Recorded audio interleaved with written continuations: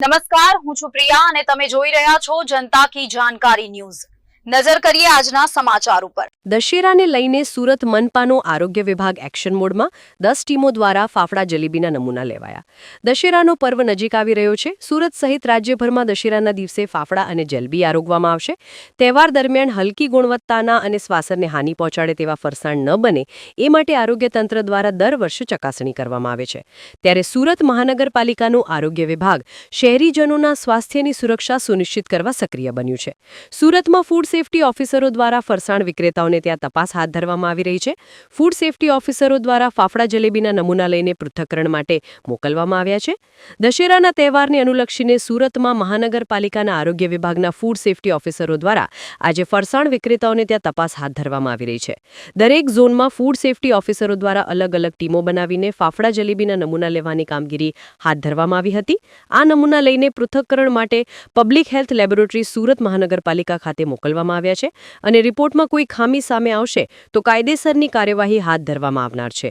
સુરત મહાનગરપાલિકાના food safety officer DD ઠાકોરે જણાવ્યું છે કે આગામી દશેરાના તહેવારા નિમિત્તે આરોગ્ય અધિકારી અને ડેઝિગ્નેટેડ ઓફિસર સાહેબ તથા ડેપ્યુટી કમિશનર હેલ્થ એન્ડ હોસ્પિટલની સૂચના અન્વયે સુરત મહાનગરપાલિકા વિસ્તારમાં આવેલી ફરસાણ એટલે કે ફાફડા જલેબી વગેરે ખાદ્ય પદાર્થોનું ઉત્પાદન કરતી તથા વેચાણ કરતી સંસ્થાઓમાંથી ફાફડા જલેબી પાપડી વગેરેના નમૂના લેવા અંગેની કામગીરી ચાલી રહી છે। તેમણે જણાવ્યું હતું કે ટીમ દ્વારા નમૂના લઈ પૃથ્થકરણ અર્થે પબ્લિક હેલ્થ લેબોરેટરી સુરત મહાનગરપાલિકા ખાતે મોકલવામાં આવશે અને તેના પૃથ્થકરણ અહેવાલ અર્થે આગળની કાર્યવાહી કરવામાં આવશે। અત્યારે લગભગ 8 થી 10 જેટલી ટીમો બનાવી છે અને 5 થી 6 ઝોનમાં નમૂના લેવાની કામગીરી ચાલી રહી છે। સામાન્ય રીતે આરોગ્ય વિભાગ દ્વારા દર વર્ષે તહેવાર નજીક હોય ત્યારે ખાદ્ય પદાર્થોના નમૂના લેવામાં આવતા હોય છે અને તેને ચકાસણી અર્થે લેબમાં મોકલવામાં આવતા હોય છે। પરંતુ ઘણીવાર એવું બને છે કે તહેવાર પૂર્ણ થયા પછી એ ખાદ્ય પદાર્થ ખાવા યોગ્ય હતો કે નહીં તેનો રિપોર્ટ આવતો હોય છે।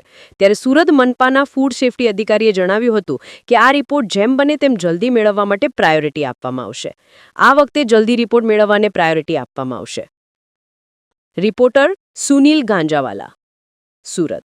Kamakshi Selar food safety officer Surat महानगरपालिका।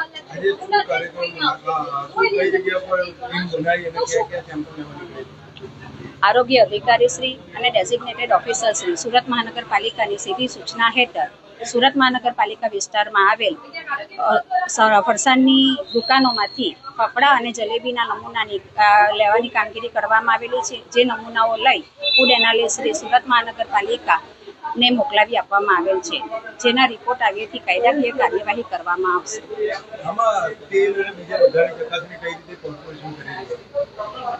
તેલ અને તેલના પણ સ્પોટ આપણું ફૂડ ઓન વ્હીલ છે તેનાથી ચેક કરી રહ્યા છીએ અને બધી જ રીતના નમૂનાઓ લઈ ફૂડ એનાલિસ્ટને મોકલી આપવામાં આવ્યું છે।